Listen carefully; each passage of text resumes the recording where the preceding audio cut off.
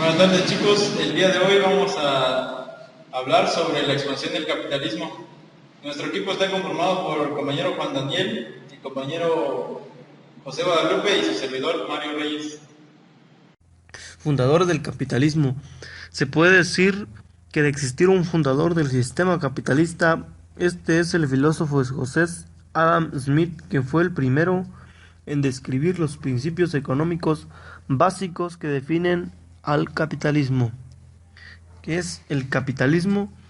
Es la estructura conocida en la cual los medios de producción operan principalmente en función del beneficio y en la que los intereses directivos se relacionan empresarialmente en función de la inversión y hacia la consecuente competencia por los mercados de consumo y trabajo asalariado. La administración y el capitalismo. Aunque es difícil seguir exactamente el desarrollo paso a paso de la práctica administrativa desde edades perdidas en el pasado hasta el presente, resulta claro que en esencia en la historia del desarrollo de la humanidad se puede encontrar la historia del desarrollo de la administración. Las raíces de la administración contemporánea surgen a finales del siglo XIX, donde los intereses de los dueños capitalistas se encaminaron en la búsqueda de métodos los cuales respondieran a sus necesidades. La transformación del capitalismo premonopolista al capitalismo monopolista es el que condujo al crecimiento del papel de la administración, así como el interés por el estudio de estos problemas tanto prácticos como teóricos. Fases históricas del capitalismo: el premonopolista o de libre competencia y el imperialista o monopolista. El premonopolista, que abarca del siglo XVI y el último tercio del siglo XIX, y el monopolista, que abarca el siglo XIX. En el capitalismo, uno de los principales y primeros problemas relacionados con la administración fue el concerniente a salarios y sistemas de salarios. Este problema, agudizado por la revolución industrial, era un asunto de eficiencia laboral. Etapas del capitalismo. La etapa comercial, que abarca el siglo XV y el siglo XVIII, en el cual se realizaba el intercambio mercantil en Europa, la cual asimilaba innovaciones que provenían de otras civilizaciones, como la pólvora, que produciría una revolución en el arte de la guerra. La etapa industrial, como producto de la revolución industrial, que se empezó la producción en serie de nuevas fuentes de energía asociada con el hierro, que la cual provocó a la transformación de los transportes.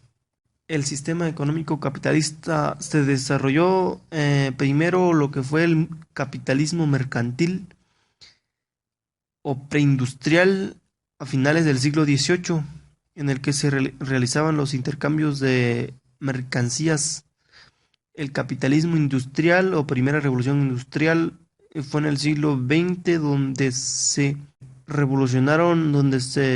emplearon las máquinas para facilitar el trabajo. Capitalismo monopolista o fordista, que fue en el 1960 con la segunda revolución industrial, fue donde el gobierno ya le daba permiso a particulares para explotar los recursos de dicho país. Y el capitalismo global o tercera revolución industrial por fordista, desde la segunda mitad del siglo XX. Los tipos de capitalismo: el mercantil, que fue donde las grandes potencias de explotaron nuevas tierras y comercializaban con los esclavos y materias primas con la intención de enriquecerse el capitalismo industrial que se produce en la época de la revolución industrial con el apoyo del progreso tecnológico de las máquinas.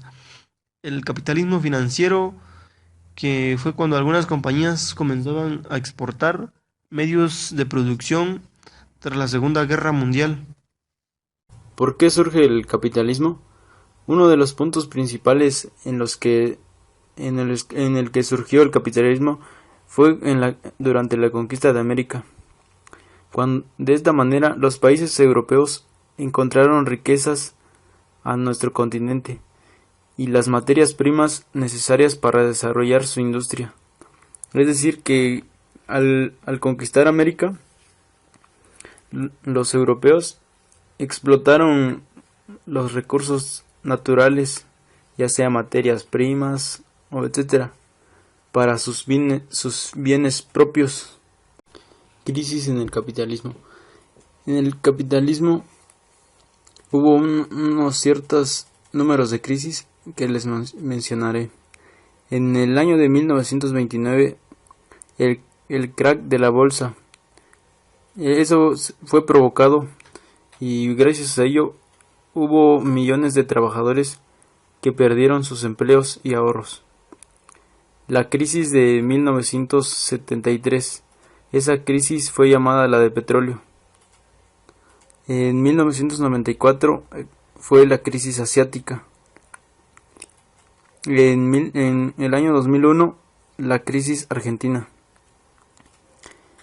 En el año 2008-2010 fue la crisis financiera e hipotecaria de septiembre. Y en el 2011 fue la crisis inmobiliaria y de la deuda en la Unión Europea y Estados Unidos. Principios del capitalismo. El capitalismo cuenta con dos principios, una que es la libertad de empresas y otra la competencia. La libertad de empresas se refiere a más que nada que actualmente existen extensas empresas, comercios que compiten entre sí. Cada vez o cada empresa en ocasiones contiene el mismo producto, pero aquí lo importante va a ser la competencia de cómo se visualizan en su trabajo. Pongamos un ejemplo de una empresa o una tienda que cierra temprano. Son los dos del mismo tamaño. La que cierra temprano, pues obviamente que sus recursos van a llegar a cierta hora, pero el otro, si piensa o visualiza más allá, cierra más tarde que el otro. Y existen ciertas personas que hay veces por necesidad o por emergencia necesitan comprar algo, pues ya van a esa tienda a la que cierra tarde, y es donde aquí existe la competencia de quién genera más dinero. Durante el capitalismo hubo varias transformaciones, como por ejemplo cambios en la industria, cadenas de montaje, explotación de campos petrolíferos, producción de energía eléctrica, grandes funciones de acero y necesidades de grandes inversiones. En este punto hubo una transformación del Estado, de la banca, nuevas formas de empresa. En las nuevas formas de empresa existieron grandes grupos financieros, holdings, que holdings es donde se adquieren acciones de otras empresas, y el trust, que es una organización de empresas grandes a empresas pequeñas. A continuación hablaremos sobre el sistema capitalista, salario, precio y ganancia.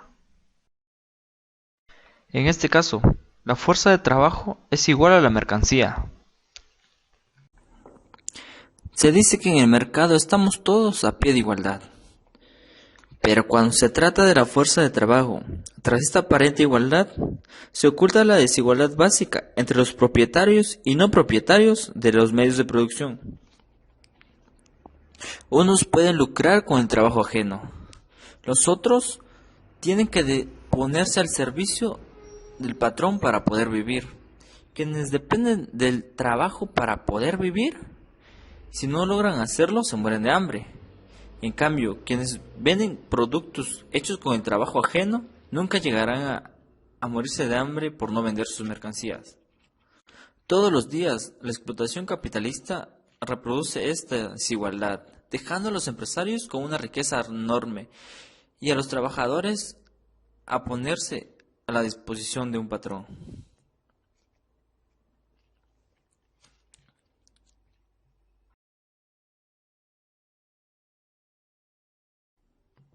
Los capitalistas compran esta particularidad mercancía que les permite obtener ganancias. ¿Pero qué ganan cuando compran la fuerza de trabajo?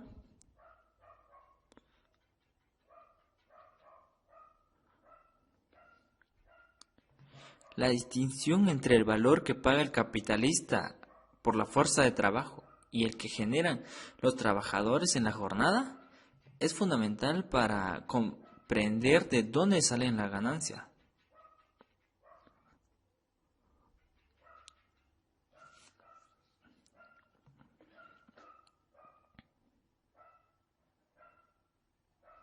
Marx lo explica con un ejemplo. El alimento que recibe el caballo no tiene nada que ver con la contribución que éste realiza con su esfuerzo de llevar al jinete. No es el equivalente en alimento del esfuerzo realizado por el caballo, sino solo lo indispensable para que pueda seguir haciendo este esfuerzo. De la misma forma, el salario que pagan al obrero no es el equivalente en dinero al esfuerzo realizado, sino lo suficiente para que pueda volver al día siguiente y ponerse a disposición del patrón.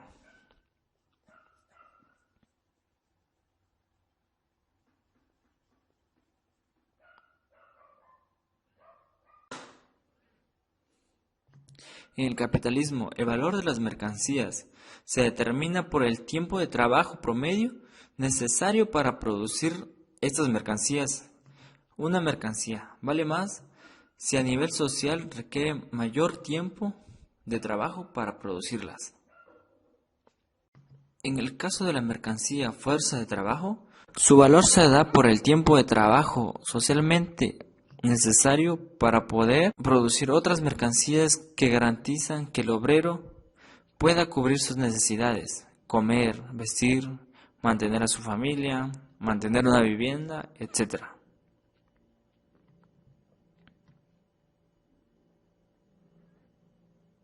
Pagando la fuerza de trabajo, el capitalista se hace dueño de todo lo que produce el obrero en la jornada de trabajo. Durante las horas que un obrero trabaja, una parte produce el valor que el capitalista entregará como salario.